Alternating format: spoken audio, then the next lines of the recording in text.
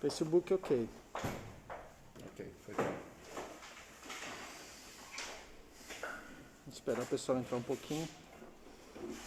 Já vou botar ali. Tá no microfone ali.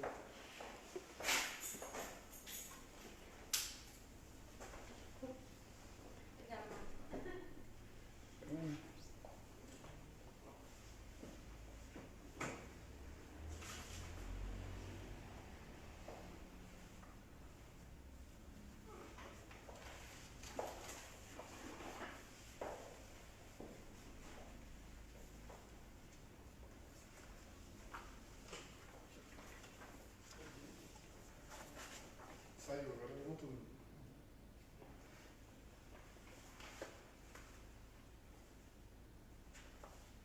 Presidência, legal? Pega a minha. Vou pegar. É tua, pô? Não, do Bruno. Essa não. Essa tá nas tuas coisas? Minha mesa. Ah, tá bem. Essa aí? Então, tá ali, ó. Uma coisa. Peguei aqui ou Marcão? Pega outra, tem uma branca. Peguei aqui. A máscara do Marcão. Peguei aí? Peguei ali. Essa aí.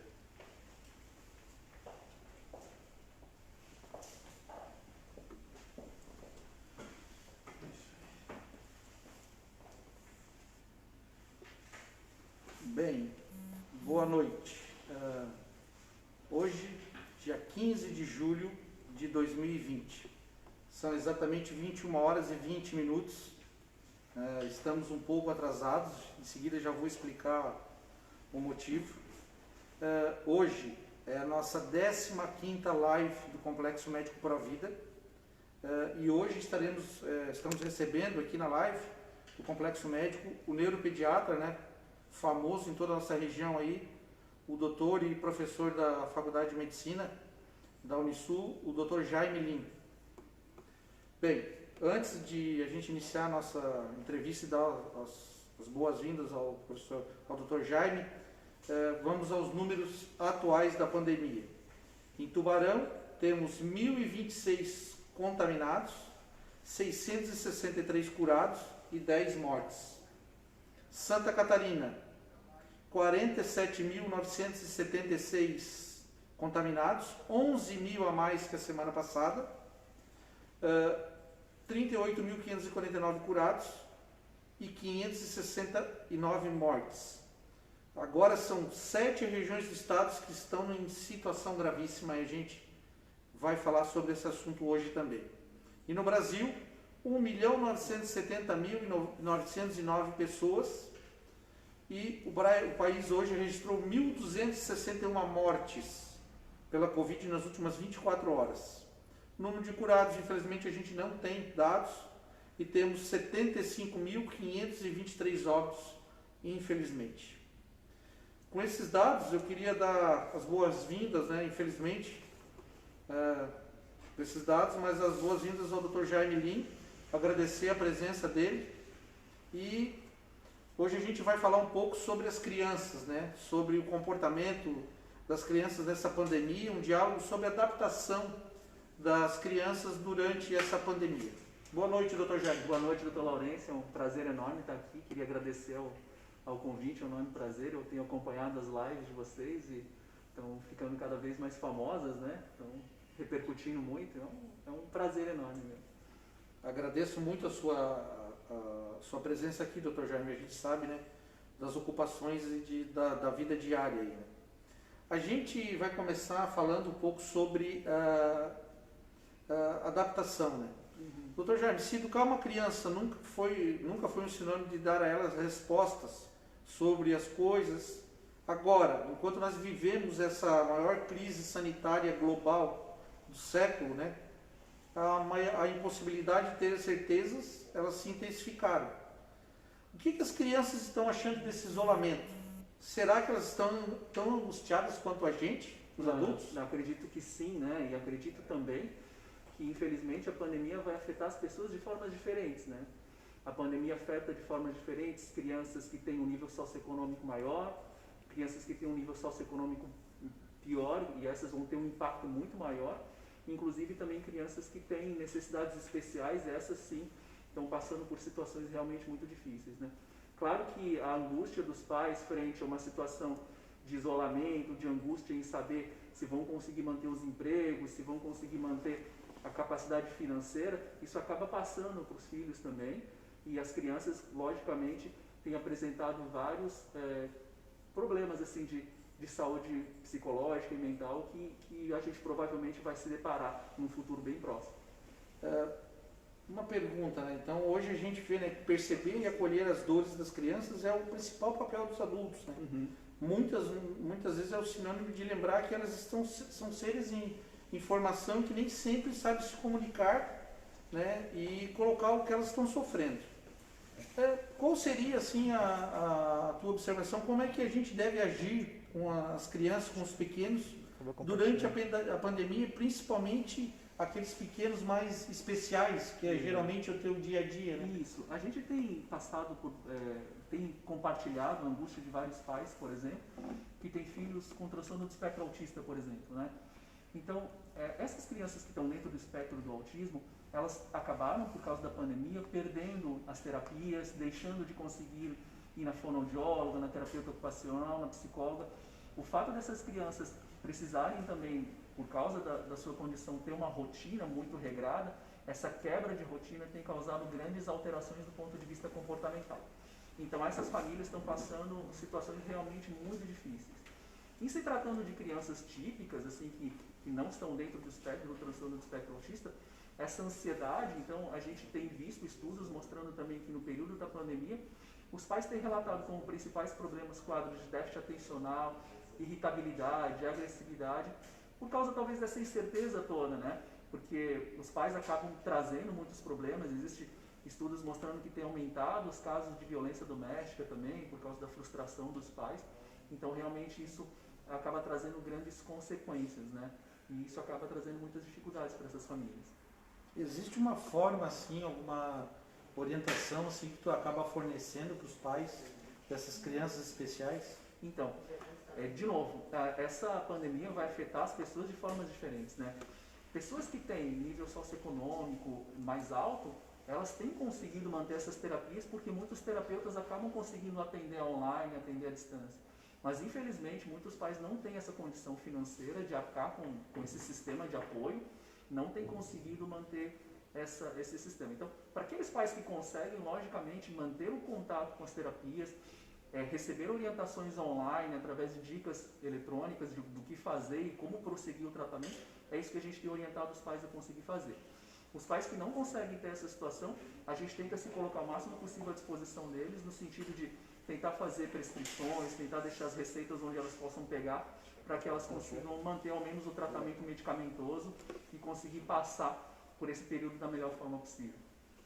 Bom, gostaria já de agradecer o pessoal que está no Facebook aí, a sua esposa, a Giglioli, um grande abraço para ela aí, aos meus amigos, conhecidos aí do Complexo Médico Provida, o pessoal lá de Bom Jardim da Serra, pedir para o pessoal, se puder, compartilhar nossa live com os amigos de vocês aí, para que ela possa alcançar o maior número de pessoas. Nosso assunto hoje é muito importante, as crianças especiais, elas têm que ter uma atenção muito grande. Então, se você puder, compartilhe a nossa live e mandar um grande abraço aí, doutora Zélia, Maria Guiar, Luciana, Marli Machado, lá de Bom Jardim, Karina, Maiara, Zenaide, Bianca, Sandra, são muitas pessoas aí e é importante a participação de vocês também.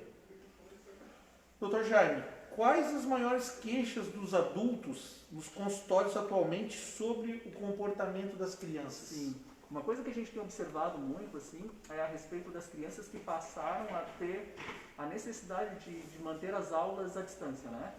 Então, lógico, os pais não são professores, nem têm treinamento pedagógico para manter essas aulas à distância, então eles têm notado essa dificuldade de conseguir cumprir essas tarefas que são enviadas pela escola.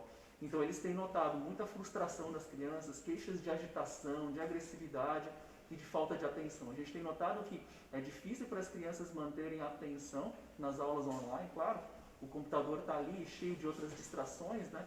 Cheio de vontade de acesso a jogos, acesso a outras páginas, isso acaba realmente comprometendo a atenção. Então, queixas de déficit de atenção, agitação tem sido bastante constante durante a pandemia. Obrigado. Outra pergunta, se nem todas as crianças elas vivem a quarentena do mesmo jeito, há pelo menos um denominador em comum, né? Elas estão longe da escola no momento. Sim. Para alguns educadores, a transparência sobre a crise é o primeiro passo. Conversar sobre o coronavírus com os filhos, explicar a eles, é um caminho? É um caminho. A Sociedade Brasileira de Pediatria, ela lançou um documento científico com algumas orientações de como fazer isso, né?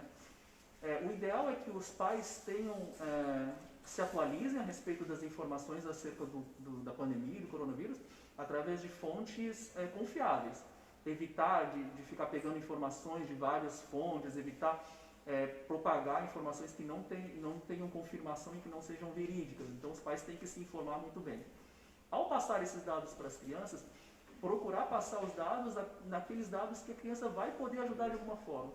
Então, falar para a criança das dificuldades financeiras do país, falar da criança do número de mortes que tem no país, talvez isso realmente não traga nenhum benefício. Mas agora compartilhar com as crianças a necessidade dos cuidados de saúde, dos hábitos de higiene, das necessidades que a criança pode realmente modificar e mudar e ajudar de alguma forma, isso parece ser extremamente útil e é isso que a Sociedade Brasileira de Pediatria preconiza. Perfeito. Grande abraço ao pessoal que está participando aí, né? Rosita, Silvana, Francisco, Zenaide, Maria Lessa, Karina, né? Todo mundo aí a Rosilete, a Bianca da Silva, né? Grande abraço a vocês aí, solicitar que vocês possam compartilhar nossa live aí com todo mundo, a Mariara, a Alessa lá de 13 de maio, um grande abraço a vocês aí, e se puderem compartilhar nossa live com os colegas de vocês, a gente agradece. Doutor Jaime, dizer às crianças que está tudo bem não é uma realidade. E falar sobre o que está lhe incomodando alivia mesmo as tensões assim para as crianças? Às vezes é importante os pais também tentar compreender a forma como as crianças estão falando, tentar dar um espaço para a criança poder compartilhar as angústias dela, tentar, claro, isso é mais fácil com crianças um pouco maiores, fazer com que as crianças maiores, principalmente adolescentes, compartilhem, tragam formas de colaborar com a realidade da família em casa e ouvir também a opinião delas acerca do que elas podem fazer. Crianças e adolescentes têm sofrido bastante porque elas têm a necessidade de privacidade, isso acaba sendo bastante comprometido com todo mundo isolado em casa, e essa necessidade de fazer parte de um grupo também é quebrada por causa dessa pandemia. Então, talvez tentar escutar a opinião desses adolescentes, como eles podem contribuir com a realidade da família, isso pode ajudar bastante. Já as crianças pequenas, talvez realmente tirar algum tempo para fazer alguma atividade lúdica com essa criança, participar de algumas brincadeiras, ou participar mesmo das atividades mesmo escolares, dos projetos e tudo, é uma forma de compartilhar mesmo as queixas. A gente sabe que se manter saudável nesse momento, né, depende de muitos fatores, né? Convívio, mesmo que online com familiares e amigos, exercícios e ter momento de entretenimento.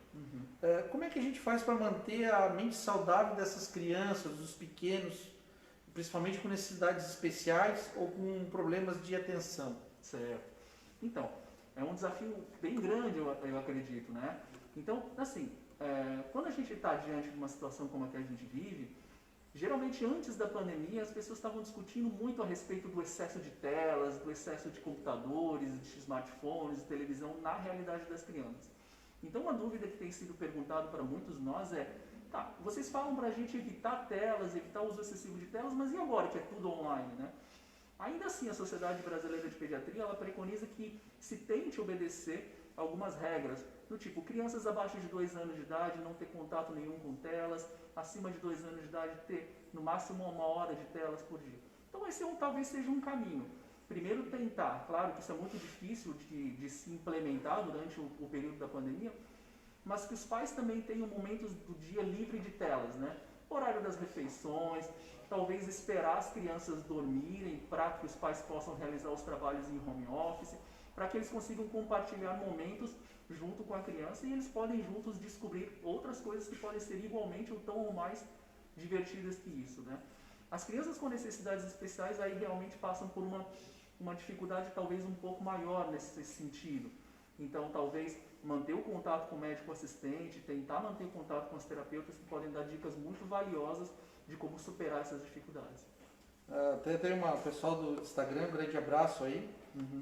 O pessoal aqui, acho que foi a Michele, a Thaís, que disseram aqui que adotaram um cachorro. Uhum. Né?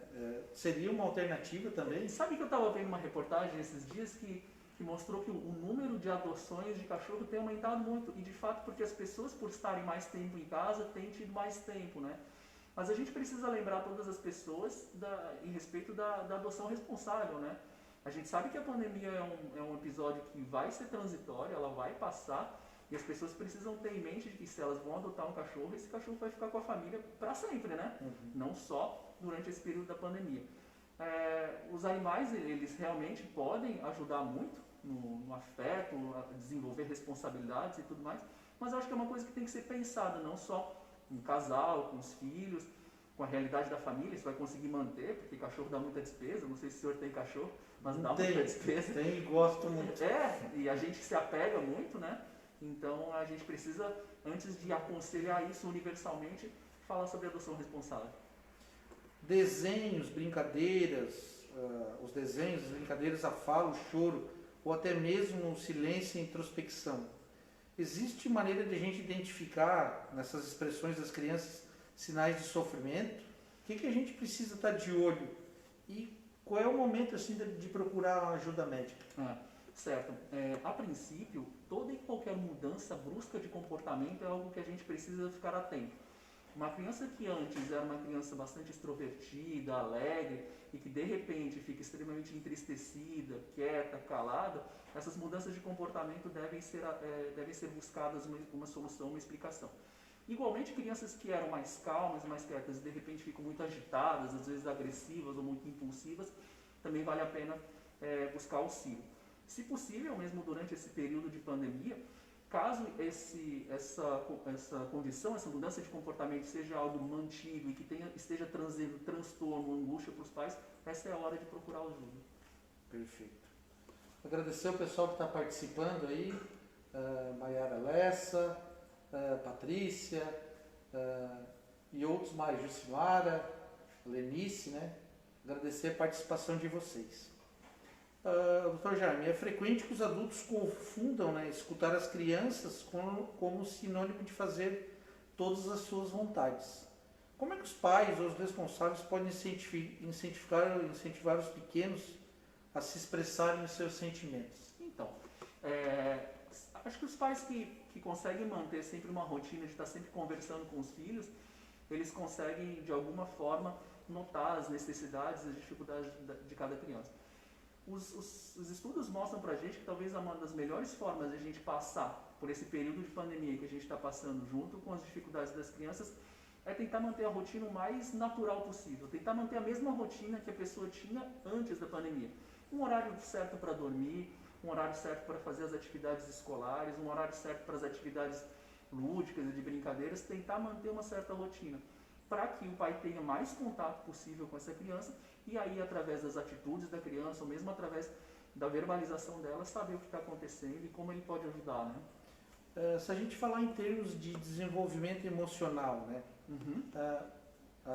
Vocês acham que as crianças elas podem ter prejuízo em função desse isolamento social? Vários prejuízos podem advir desse isolamento, né? Porque, em primeiro lugar, a escola ela não é só uma fonte de ensino acadêmico, né?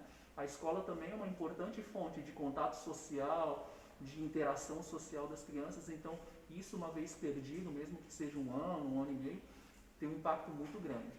A gente tem também estudos que mostram que crianças que são expostas muito precocemente à televisão ou por tempo em demasia, isso pode de alguma forma afetar a linguagem das crianças. Então, crianças que são expostas à televisão antes dos 2 anos de idade, por mais de 2 horas por dia, têm um risco 6 vezes maior de atraso na linguagem. E se elas forem deixadas sozinhas assistindo televisão, elas podem aumentar em 8 vezes o risco de atraso na linguagem e na fala. Então, se a gente for parar para pensar que talvez durante esse período de pandemia, onde os pais estão muito preocupados com as realidades financeiras, fazendo home office, muitas crianças acabam sendo muito expostas às redes sociais, à televisão e a telas, talvez de forma muito precoce e talvez de forma muito intensiva. Então talvez a gente veja mais para frente o reflexo disso. Muitos pais assim eles têm se queixado do estresse em ter as crianças confinadas em casa, né? Podemos dizer que de certa forma que cuidar da criança é preciso primeiramente cuidar de si mesmo? Isso é uma realidade, assim, o papel do cuidador é muito difícil, né?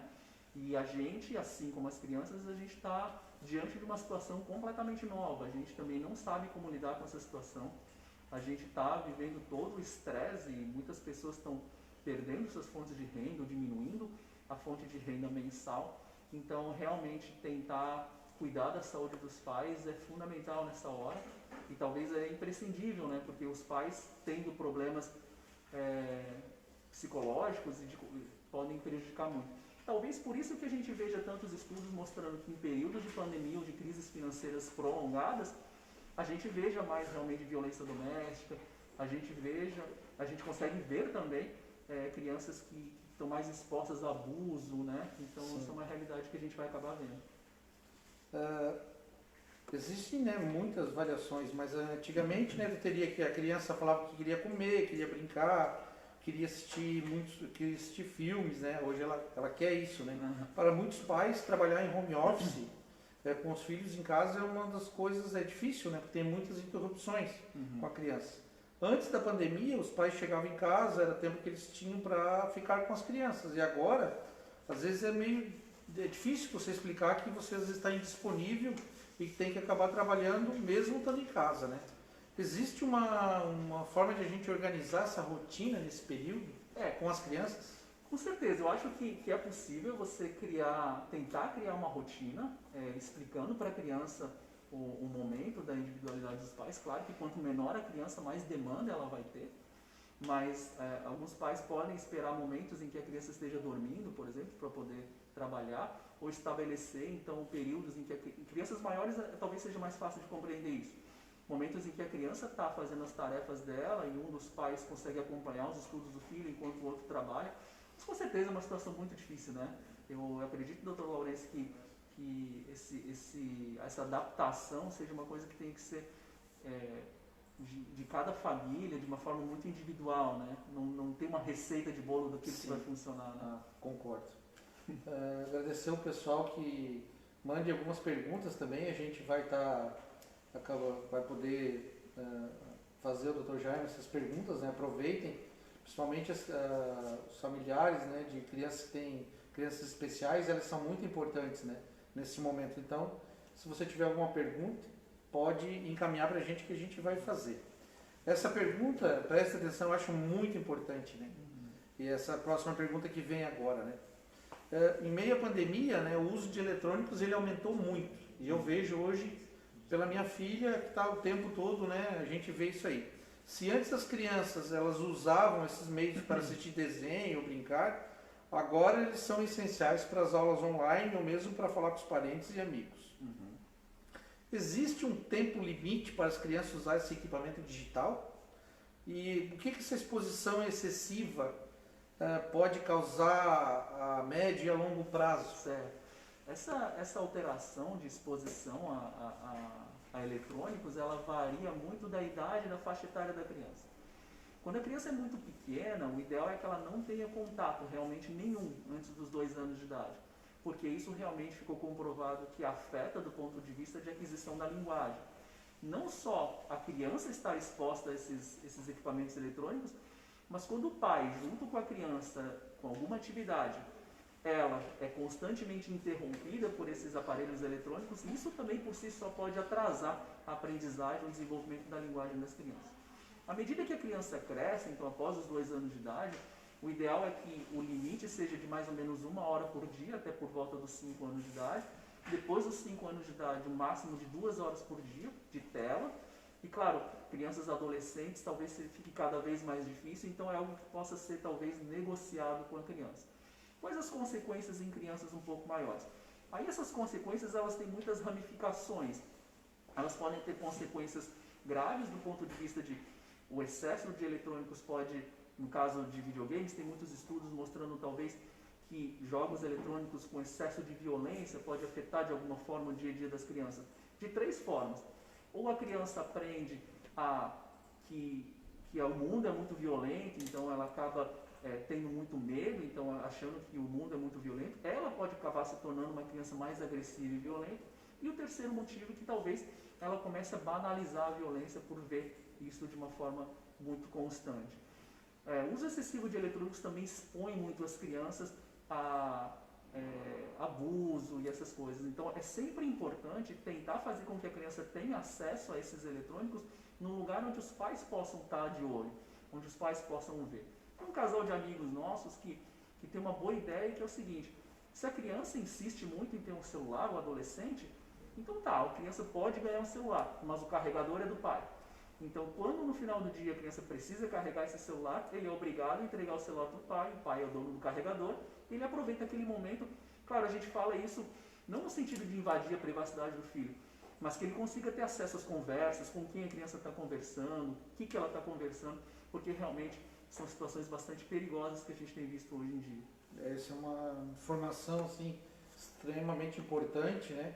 Para a gente, para os pais. Eu tenho um filho pequeno, então é muito importante. Vou fazer uma pergunta aqui que o William acabou de encaminhar. Existe alguma prática ou indicação na neuropediatria para crianças com ansiedade ou similares que possa também ser aplicada nesse momento de distanciamento social? Sim, quadros de ansiedade, eles podem ser tratados. Quando o quadro de ansiedade ele acaba não sendo um quadro muito grave, acompanhamento psicológico sem tratamento medicamentoso talvez possa ser extremamente útil. Então, algumas técnicas, como tratamento cognitivo comportamental e outras abordagens psicológicas podem ser extremamente úteis. Quando o quadro de ansiedade é extremamente grave e acaba trazendo alguma consequência mais importante, o acompanhamento psicológico em paralelo, talvez com o tratamento medicamentoso, é muito importante. E nesses casos, talvez sempre um acompanhamento com o psiquiatra infantil pode ser de extrema valia. Perfeito, agradeço, né? A Thaís novamente aqui, ó. Porém, com as aulas online, que é apenas 2 horas, posso reduzir a dose? Ela está falando que é de medicação. Aqui tem a Daniela, né, que pergunta: doutora, as crianças em fase de alfabetização terão uma peça a mais no aprendizado devido à pandemia, ou as coisas que as outras, acho que quer dizer que elas terão algum problema de aprendizado? Pode ser. A gente tem estudos que mostram pra gente que o aprendizado através da tela não se compara ao aprendizado com interação social, né? Então, as crianças têm mais dificuldade em converter aquilo que é bidimensional em algo tridimensional, né? Então, estudos mostram que talvez o aprendizado ao vivo, com o professor, é muito mais rico e muito mais útil do que o aprendizado em telas. A gente também não tem estudos provando que o ensino online, ensino em casa, é extremamente eficaz, principalmente em crianças pequenas. Mas é o que nós temos à disposição hoje em dia, né? Talvez o importante seja também o papel do mediador. Então, se os pais puderem acompanhar todos os estudos junto com a criança, isso seria fundamental, porque o pai pode parar e fazer também, mostrar as atividades, tentar chamar a atenção da criança. Isso melhora muito o nível atencional. Então, talvez isso possa minimizar então os problemas, né? Talvez uma pergunta até que tu já falou, né? Se existe uma faixa etária mínima para usar os aparelhos eletrônicos, né? Então, 2 anos, antes dos 2 anos, o ideal seria não ter contato nenhum com nenhum tipo de tela. Sim. Que é difícil, né? E com relação ao celular, assim, tela diz, inclusive o celular. Isso, tela no geral. E é engraçado que, apesar de a gente bater sempre nessa mesma tecla, existem estudos que mostram que quase 70% das crianças têm o primeiro contato com alguma tela por volta dos 4 meses. Nossa. Então, algum contato, assim, né? Então, realmente é muito precoce, né?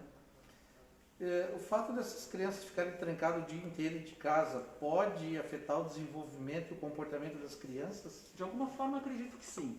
Né? O fato de você mudar totalmente a rotina de uma criança que estava acostumada a ter atividades junto com outras crianças, a ter atividades ao ar livre, e de repente ela é privada disso, isso de alguma forma pode afetar o comportamento. Talvez por isso a gente tenha observado, né? Quadros de mais distração, mais agitação, mais agressividade, mais mudança de comportamento. Então, acredito que sim.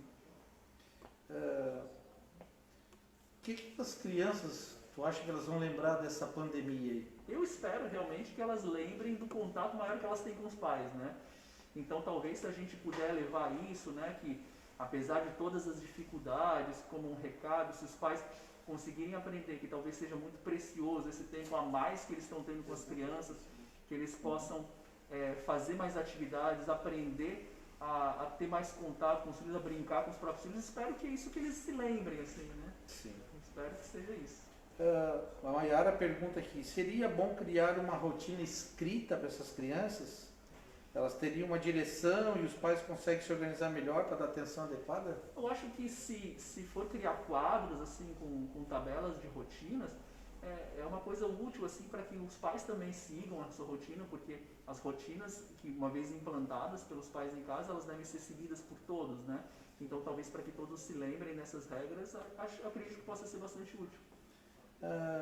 E como é que a gente pode criar um hábito assim de leitura nas crianças? Existe alguma dica? Sim, primeiro o passo mais importante é os pais gostarem de ler, né? Sim. Os filhos não vão gostar de ler se os pais não tiverem esse hábito.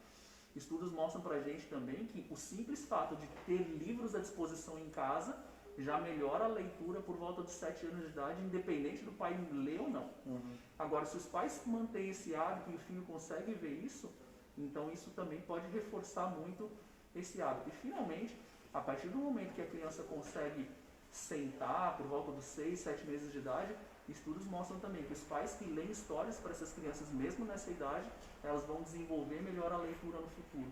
Então é um hábito que se começa cedo e é um hábito que se compartilha, né? Os pais que gostam de ler vão ter filhos que gostam de ler. No teu consultório, agora nesse período de 100 e poucos dias que a gente está na pandemia, você já conseguiu identificar alguma diferença nos principais motivos de consulta? Já tem uma modificação? A gente tem visto bastante queixas de ansiedade e a gente tem visto também muitas queixas vindas dos pais, né? Talvez os pais estejam com bastante dificuldade em saber também como lidar com essa situação, né? Claro que os pais têm recebido tarefas escolares e tudo, mas a gente talvez tenha que mostrar para eles não serem assim demasiadamente exigentes consigo mesmo, né? Talvez eles não consigam realmente cumprir todas as tarefas que a escola esteja mandando e que se for para alterar a saúde mental da família inteira, talvez não valha a pena passar por esse estresse todo, né? Então talvez conversar com a escola, talvez um acompanhamento psicológico para toda a família pode ser bastante útil. A gente tem visto alterações de ansiedade não só vindo dos pais, das crianças, mas dos pais também. No comentário da Gigliola que a gente precisa dar o exemplo, né? Com certeza. A Bruna pergunta aqui, ó, uma criança de 3 a 4 meses solicita muito minha presença do pai para brincar durante o dia.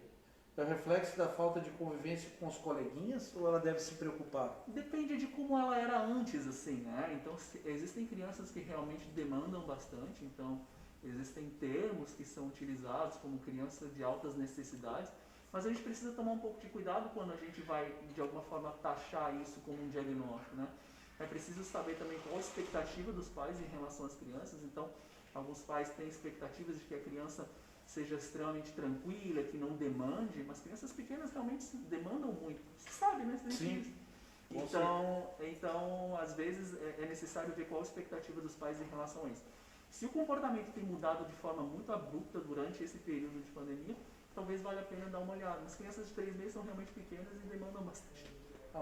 Uma pergunta aqui, né, da Giva, agradeço a pergunta aqui, muito boa, ela coloca aqui, ó, o que os professores hoje, né, podem fazer para trabalhar o emocional dessas crianças? É muito difícil, né?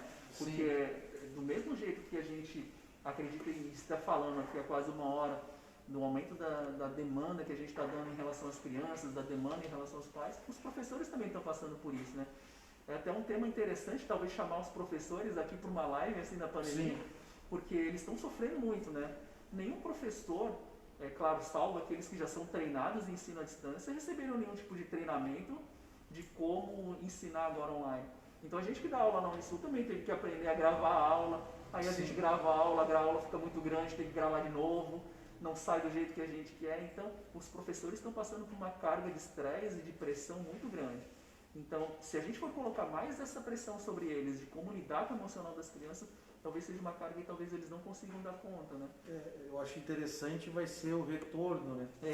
Eu acredito que vai ser um momento assim de talvez uma ligação mais forte entre a própria criança e o professor, né, por esse afastamento. Para aquelas escolas onde os pais têm condições de ter contato constante com a escola, que os pais têm condições econômicas de estar em contato com os professores, talvez eles possam juntos criar estratégias para criar um nível de exigência adequado para o nível educacional da criança e conseguir passar por essa situação mais tranquilamente.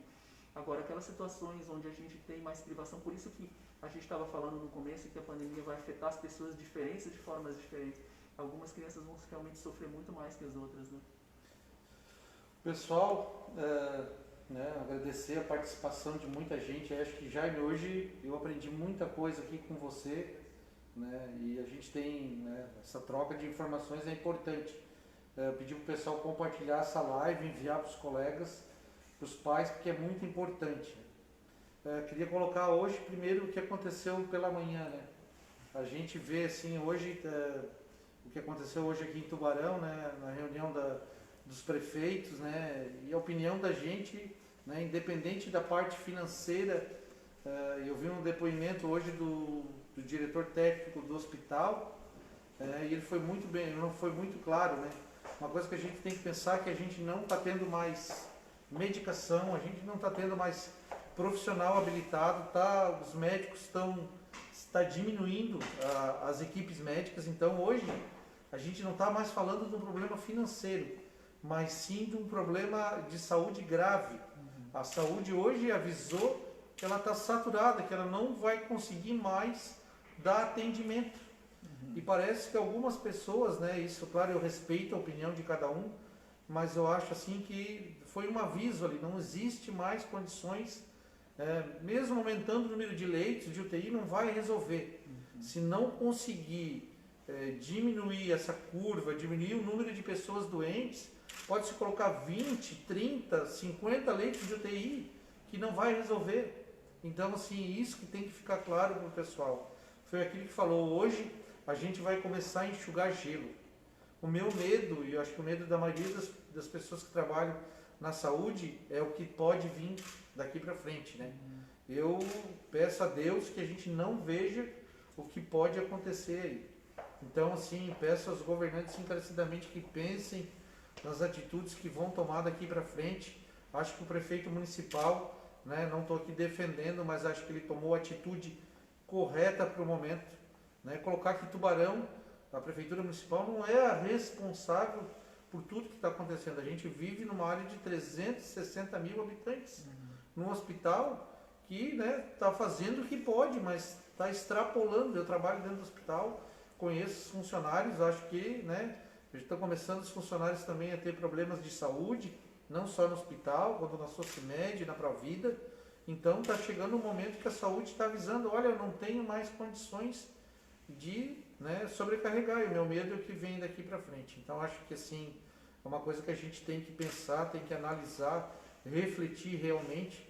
Eu sei que tem a parte financeira, econômica, mas acho que foi a medida dura, mas acho que é a mais correta. E eu acho que a classe médica, a grande maioria dos médicos que não estão envolvidos em política, porque tem muita política aí no meio disso aí, gente querendo ter benefício, então pense nisso aí, no que está acontecendo. Acho que assim, vem momentos ainda mais difíceis aí. Então, assim, agradecer a todo mundo, agradecer hoje, Jaime, a tua presença, acho que foi fundamental, aprendi muita coisa aqui.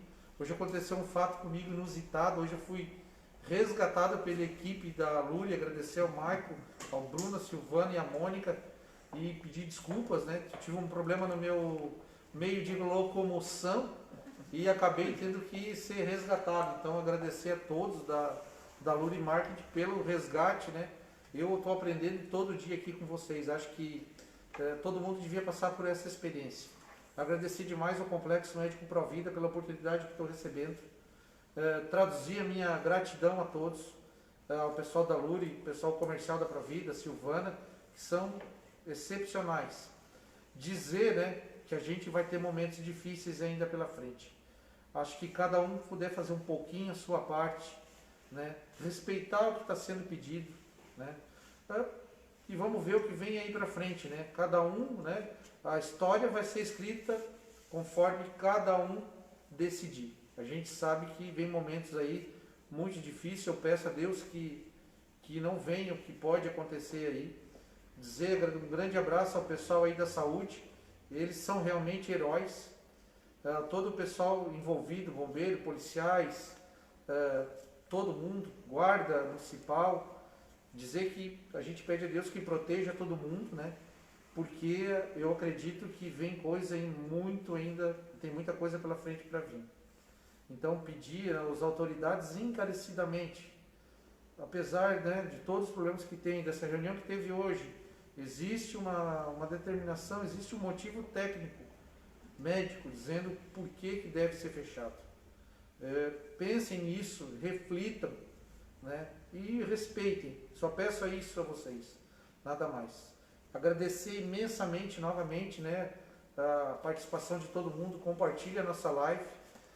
Colocar aqui, a Provida tem utilizado agora o nosso atendimento domiciliar, é uma nova ferramenta. A gente está tomando todas as medidas de precaução. Essa semana tivemos um grande aumento de pacientes, né? Então a gente está vendo, a gente vem vendo isso acontecer alguns dias aí. Então, por favor, se cuide, proteja seu familiar, cuide de quem você ama, tente ficar em casa, né? Porque hoje essa a gente sabe que é a única ferramenta disponível que vai salvar vidas. Um grande abraço, né? Deixar suas considerações finais aí, Jaime. Queria agradecer mais uma vez então ao Laurence pelo convite, ao Complexo Médico Provida. É sempre um imenso prazer poder fazer parte dessa equipe e é um dos melhores locais para trabalhar. Queria agradecer também a equipe de marketing que conseguiu fazer toda uma estrutura para receber essa live e, acima de tudo, pedir para que todo mundo realmente se cuide, siga as orientações que forem dadas e todo mundo se mantenha seguro. Obrigado a todos, obrigado, Laurence. Obrigado, um grande abraço a todos vocês e vamos acarregar, acho que utilizar a tua dica, Jaime, que foi muito importante. Talvez os professores possam ser, a gente conseguir trazer eles aqui para falar um pouco também sobre o aspecto emocional, as angústias deles, né? Sim. Então a gente já vai tentar entrar em contato. Um grande abraço e que Deus proteja todos. Boa noite.